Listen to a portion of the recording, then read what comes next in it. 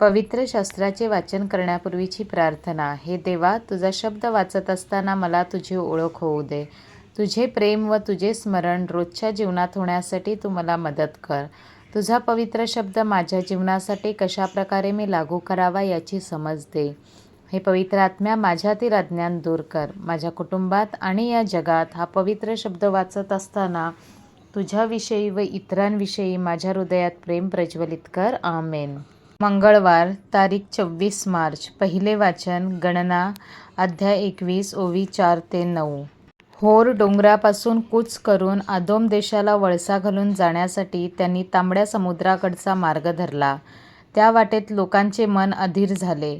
ते परमेश्वराविरुद्ध व मोशेविरुद्ध असे बोलू लागले की, तुम्ही आम्हाला मिस्र देशातून काढून ह्या रानात मरावयाला कशाला आणले? येथे तर अन्न नाही व पाणीही नाही, आणि या हलक्या अन्नाला आम्ही कंटाळलो आहो. तेव्हा परमेश्वराने लोकांमध्ये आग्ये साप पाठवले. त्यांच्या दंशाने इस्रायेलातील बरेच लोक मेले. हे पाहून लोक मोशेकडे येऊन म्हणाले, परमेश्वराविरुद्ध व तुझ्याविरुद्ध बोलण्याचे पाप आम्ही केले आहे. तेव्हा हे साप आमच्यामधून काढून टाकण्यासाठी परमेश्वराची प्रार्थना कर. तेव्हा मोशेने लोकांसाठी प्रार्थना केली. परमेश्वर मोशेला म्हणाला, आग्या सापाची एक प्रतिमा करून झेंड्याच्या खांबावर टांग, म्हणजे सर्पदंश झालेल्या कोणा माणसाने त्याच्याकडे पाहिले तर तो जगेल. मग मोशेने पितळेचा एक साप बनवून टांगवला. तेव्हा सर्पदंश झालेल्या कोणी त्या पितळेच्या सापाकडे पाहिले म्हणजे तो जगत असे. प्रभूचा शब्द. देवाला धन्यवाद. प्रतिसाद स्तोत्र. प्रभू, माझी प्रार्थना ऐक.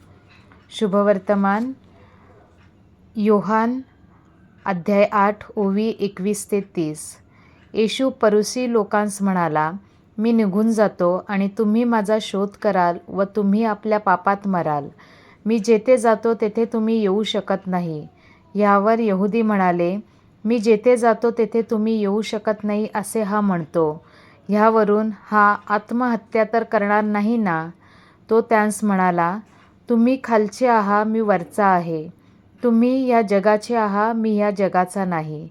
ह्यामुळे मी तुम्हास सांगितले की तुम्ही आपल्या पापात मराल. कारण मी तो आहे असा विश्वास तुम्ही न धरल्यास तुम्ही आपल्या पापात मराल. ह्यावरून ते त्याला म्हणाले, तुम्ही कोण आहात? येशू त्यांना म्हणाला, पहिल्यापासून तुम्हाला मी जे सांगत आलो ते हेच नाही का? मला तुम्हाविषयी पुष्कळ बोलावयाचे आहे व न्यायनिवाडा करावयाचा आहे. परंतु ज्याने मला पाठवले तो खरा आहे, आणि ज्या गोष्टी मी त्याच्यापासून ऐकल्या त्या मी जगास सांगतो. तो आपल्याबरोबर पित्याविषयी बोलत आहे हे त्यांस समजले नाही. ह्यास्तव येशूने त्यांस म्हटले, जेव्हा तुम्ही मनुष्याच्या पुत्राला उंच कराल तेव्हा तुम्हाला समजेल की तो मी आहे, आणि मी आपण होऊन काही करीत नाही, तर मला पित्याने शिकवल्याप्रमाणे मी ह्या गोष्टी बोलतो. ज्याने मला पाठवले तो माझ्याबरोबर आहे. त्याने मला एकटे सोडले नाही, कारण जे त्याला आवडते ते मी सर्वदा करतो. तो ह्या गोष्टी बोलत असता पुष्कळ लोकांनी त्याच्यावर विश्वास ठेवला. प्रभूचे शुभवर्तमान. हे ख्रिस्ता, तुझी स्तुती असो. चिंतन. परमेश्वर पित्याने अखिल मानवजातीच्या तारणाची योजना तयार केली. इस्रायेली जनतेला देवाने फारोच्या गुलामगिरीतून सोडविले. देवाच्या कोपापासून सुद्धा त्यांना सुरक्षित ठेवले. आजच्या पहिल्या वाचनातील स्तंभावरील पितळेचा सर्प हे प्रभू येशूच्या वधस्तंभाचे प्रतीक आहे. शुभवर्तमानात आपण पाहतो की प्रभू येशू आपल्या देवपित्याची शिकवण देत असतानाच आज स्वतःच्या दुःखसहनाविषयी सांगत आहे. प्रभू येशू पित्याच्या इच्छेप्रमाणे मानवजातीचे तारण करण्यासाठी आला होता. प्रभू येशूने दिलेली स्वर्गराज्याची शिकवण आणि स्वर्गराज्याचा मार्ग दर्शविणारी त्याची अमोल वचने ह्यावर आपण चिंतन करायला हवे. तसेच ती आचरणात आणणे आम्हासाठी हितकारक आहे. प्रभूची वचने आपल्या जीवनपथावरील दीप आणि प्रकाश अशी आहेत. सर्वदा आपण ती वचने आत्मसात करूया आणि प्रभू येशूचे अनुकरण करण्याचा प्रयत्न करूया.